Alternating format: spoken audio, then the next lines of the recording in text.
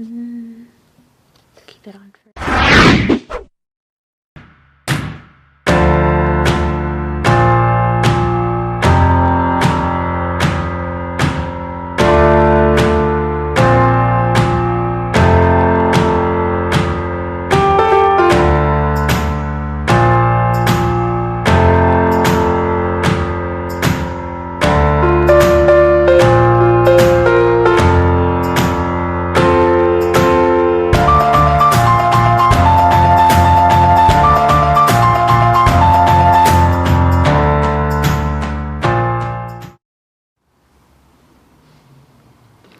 Welcome, Notre Dame, to our fourth installment of the Always a Titan series with graduates of class of 2002, the Pascuas.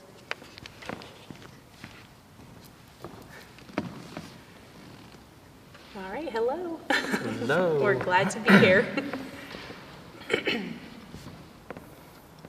Did you guys just want us to share about ourselves first? Okay. We are Jeanette and Eric Pasqua from the class of 2002.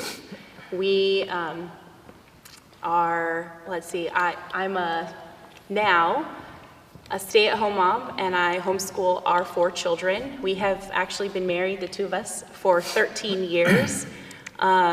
We started dating when we were 15 here at Notre Dame when we were sophomores, and our life has taken us on lots of adventures in the last 21 years together.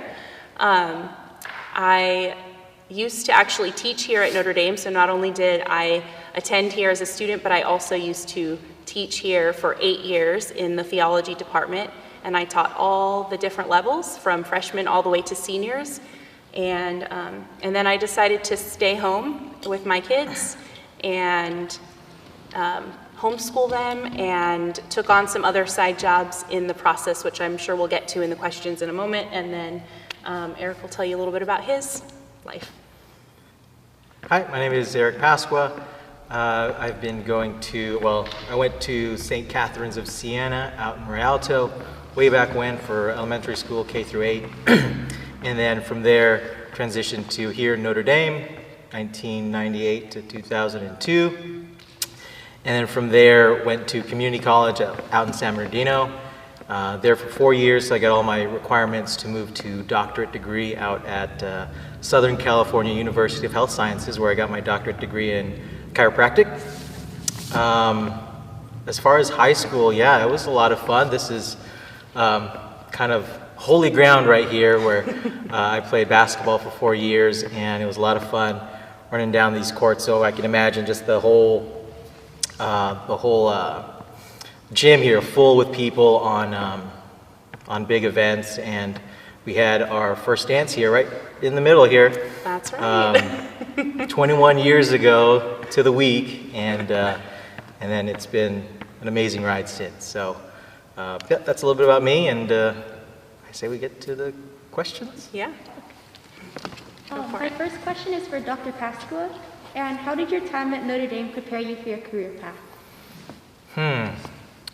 Yeah, well, the interesting thing is that I had no idea I wanted to be a chiropractor or a doctor at that matter at this level. I wanted to become a chiropractor when I was in community college, and I was slated out to be an athletic trainer because that's where the desire to help athletes while they're injured and be part of the sports medicine program here years ago. And then as I was trying to do that in community college, it was a lot of fun. It was a lot of experience for me moving into chiropractic school. And as far as high school is concerned, of how it prepared me, I think it was probably the teachers. These are really great teachers that we had back then, and I'm assuming we have now.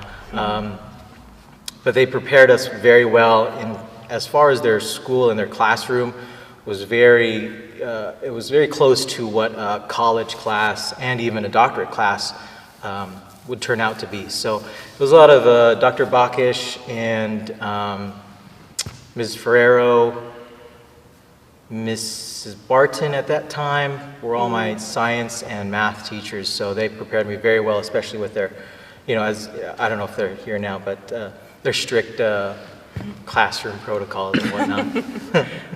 Good question, thank you. My next question is for Mrs. Pascua, and what is your best advice for creating an original podcast? So that question's about the podcast that I work on.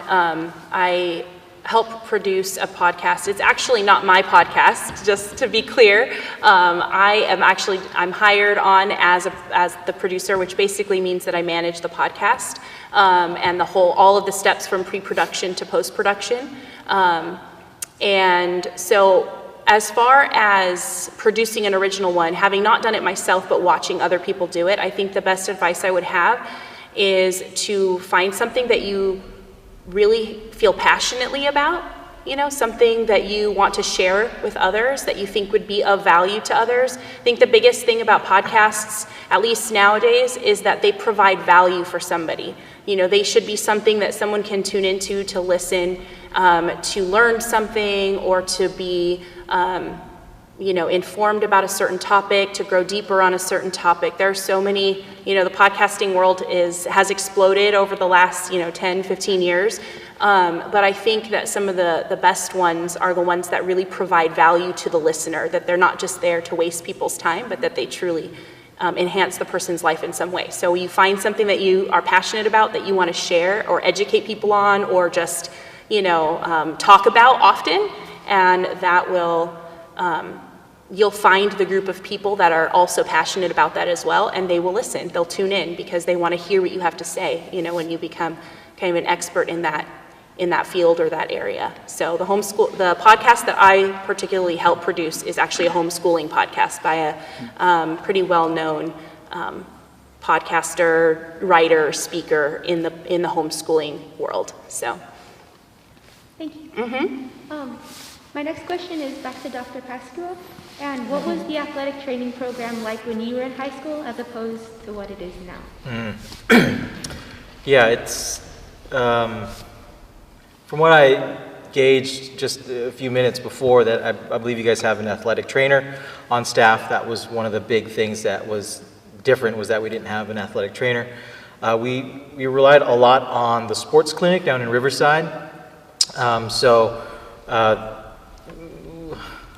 think it's Clover and I think another trainer there that would come out to our sporting events, cover the medical aspect, and we would learn from them while they were out there, triaging athletes and injured athletes. So, but as far as the holy healers, I think we called ourselves back then, it was just us learning from each other, kind of things we picked up from a sporting event or whatnot, and then, let's learn this tape job, or let's, learn some other kind of taping. We did a lot of taping. So, and we were somewhere in a closet, I believe somewhere in the gym is where they had all the equipment. They had one little table, and that's where we kind of practiced and whatnot. But it was a lot of fun. It kind of drew me into sports medicine, and then eventually doing it in college, and then from there transitioned to chiropractic instead of sports medicine. So I think it's a big difference now, but there was still a lot to be learned too. So it was a good time. Thank you. Mrs. Pascua, is there a story about a family who came to your clinic that you don't mind sharing with us? Yeah, so that's in relation to my work as a fertility care practitioner. So I work with women and in particular, but couples, of course, if they are married or engaged, who want to understand their fertility better and to use a natural system to plan their families, essentially. And so I've worked with a lot of couples. I've been doing that now since 2011, so almost 10 years in November. And I have a lot of really great stories that illustrate a lot of different aspects of how the system is so beneficial. But one of the things that I feel really passionately about and why I do the work that I do is to work with couples who are dealing with infertility. And as a brand new practitioner, I remember working with a couple that had a lot of fertility issues. It was a couple who had been trying to achieve a pregnancy for 4 or 5 years and had both infertility issues on both the female side and the male's side. So it wasn't just stuff going on with her body, but also with his as well. And I remember I was brand new, just barely starting to learn how to teach this system and how people could use it. And I remember not knowing for sure how effective it would be as a brand new practitioner for a couple with such big challenges, right? And within 6 months, this couple achieved a pregnancy, not just with my help in teaching the system, but also they were working with a natural family planning, specifically a specialized doctor called a NAPRO technology doctor. And they achieved a pregnancy in that first 6 months. I actually remember receiving the text message from the client while I was in this gym, standing just over there, and her telling me that they were pregnant. And because I was teaching at the time here when I was also working with that couple. So it's a really, it's a really rewarding thing to see couples who are, in particular, using the system to try to achieve a pregnancy and are struggling, but then find something of value in the system. So, thank you. My question is for the both of you. What were some of your favorite memories when you went here or when you taught here? I'll let you start. Favorite memories. Well, I alluded to here being playing basketball for 4 years, so it was loads of fun just seeing this gym full during what was that, homecoming.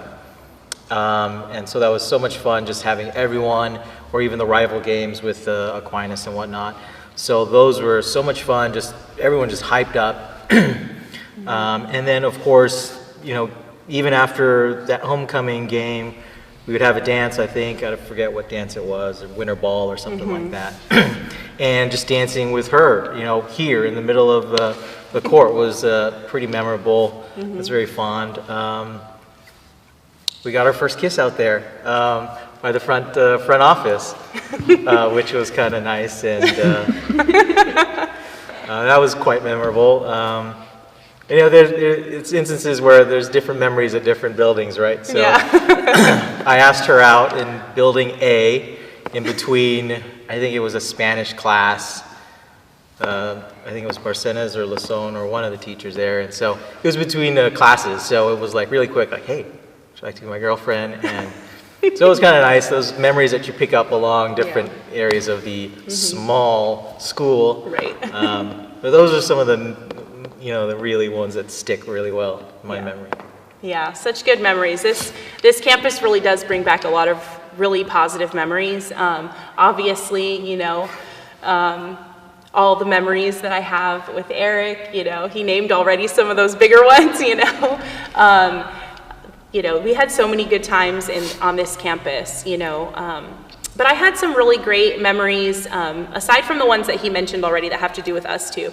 But I was really heavily involved in theater when I was here, and so putting on the big productions that we did every year, I have so many great memories of my time in theater, particularly, you know, playing, you know, the lead character my junior year, right, in Oklahoma. That was a real special time, and just different things like that. So I have a lot of really great memories. And then, of course, that drew me to want to come back here. You know, I wanted to come back. That was actually, I often tell people that Notre Dame, working here, was truly my dream job. You know, I really wanted to come back here and give back to the campus that gave so much life to me as a teenager.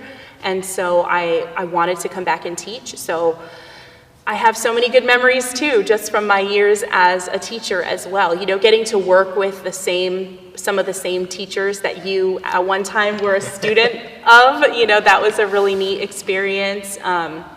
Getting to be a class moderator and help plan the dances that I used to come to and help the students. I just have so many fond memories, honestly, of my time as a teacher as well. So this place has a really special place in my heart, both from being a student here and from my years teaching. So really special. Yeah.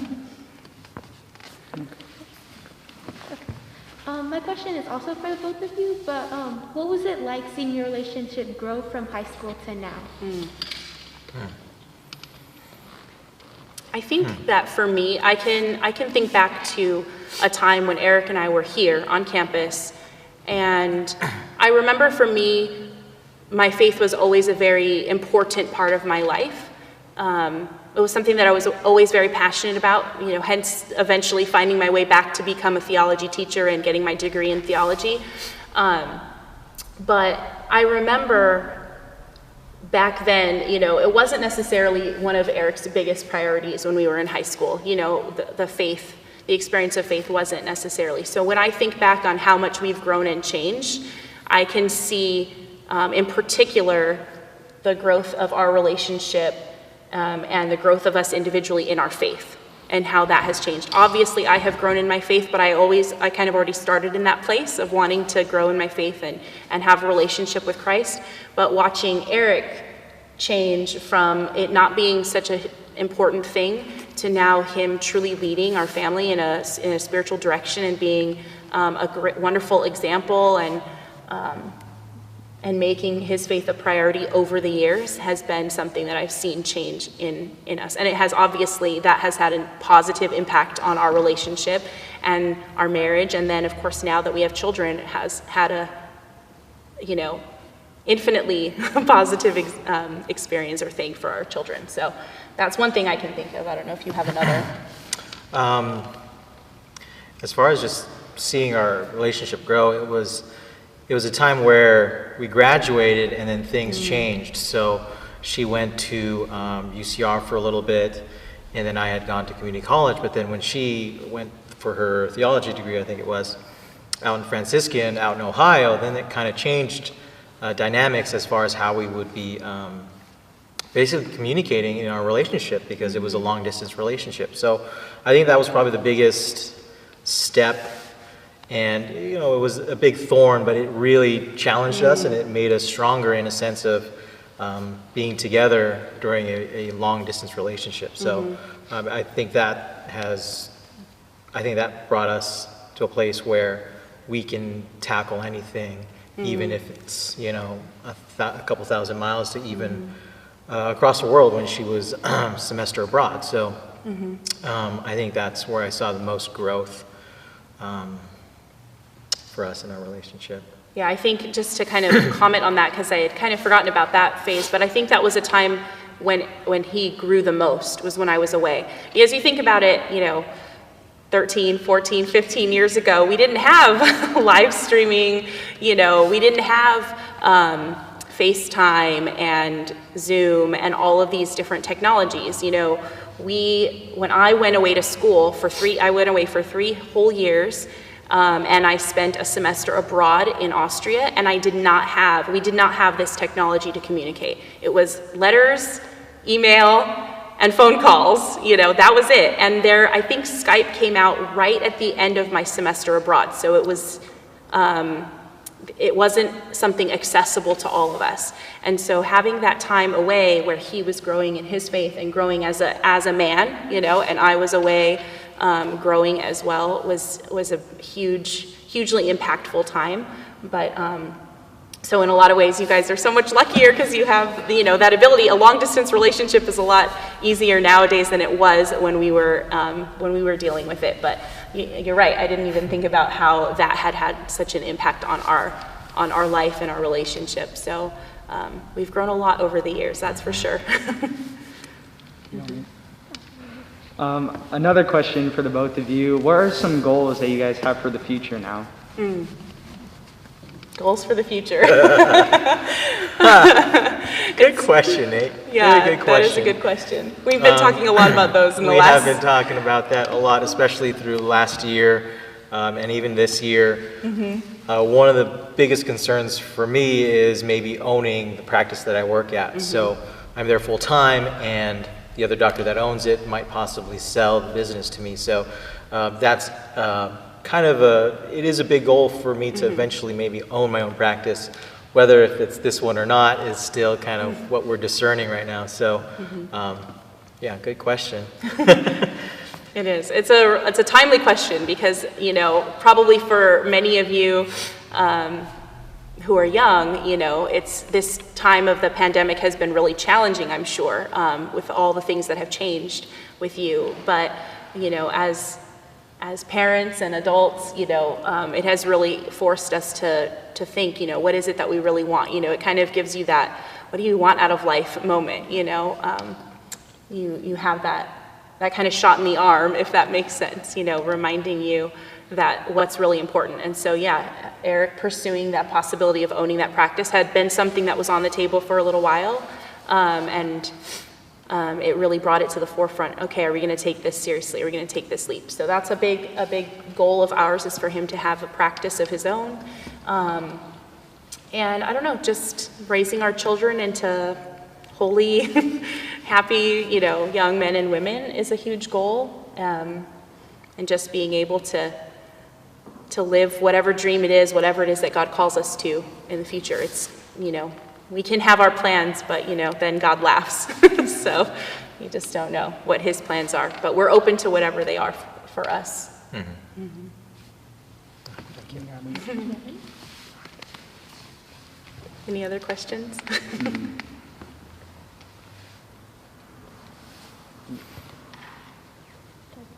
Okay. That was our 4th installment of Always Evolving series with Dr. and Mrs. Pascuas. Thank you. See you next time.